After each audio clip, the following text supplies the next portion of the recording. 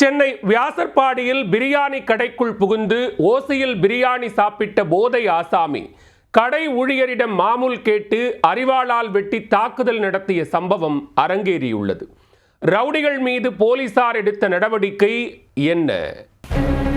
Chennai Vyasarpadi market பகுதியில் போதை தலைக்கேறிய நிலையில் சென்று கொண்டிருந்த அந்த நபரின் கண்களில் மாமு பிரியாணி கடை என்ற ஃப்ளக்ஸ் போர்டு கண்ணில் பட்டதும் பசி வயிற்றை கிள்ளி உள்ளது. உடனே கையில் காசில்லை என்பதை கூட மறந்து உள்ளே சென்றிருக்கிறார் அந்த போதை ஆசாமி.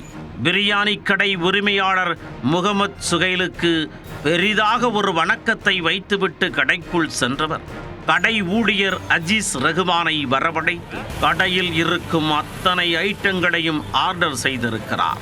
வயிறு முட்டை சாப்பிட்டு விட்டு கடை உரிமையாளருக்கு டாட்டா காட்டிவிட்டு கம்பி நீட்ட முயன்றார்.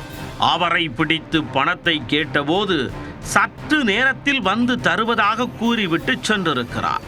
சிறிது நேரம் கழித்து மீண்டும் பிரியாணி கடைக்கு வந்த அந்த போதை ஆசாமி கடையில் மது பாட்டிலை வைத்துவிட்டு சென்று விட்டதாகவும் யார் அதை எடுத்தது என கேட்டு கடும் தகராறில் ஈடுபட்டிருக்கிறார். அதற்கு கடை உரிமையாளர் சரக்கு பாட்டில் எதுவும் இங்கு இல்லை என்று கூறியும் போதை ஆசாமி தொடர்ந்து ரகளையில் ஈடுபட்டிருக்கிறார்.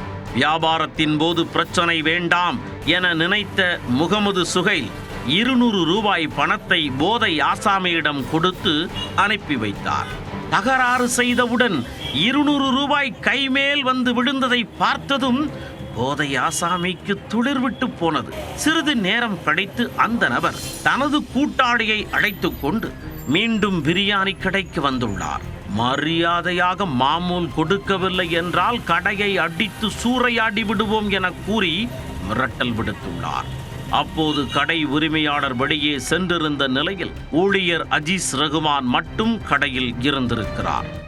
ஓனர் கடையில் இல்லை, பிறகு வருமாறு அஜீஸ் கூற ஆத்திரமடைந்த போதை ஆசாமி அரிவாளை எடுத்து அஜீஸ் ரகுமானை வெட்டியிருக்கிறார்.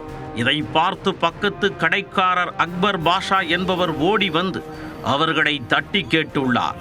உடனே அந்த நபர்கள் அவரையும் கத்தியால் வெட்டிவிட்டு தப்பிச் சென்றனர்.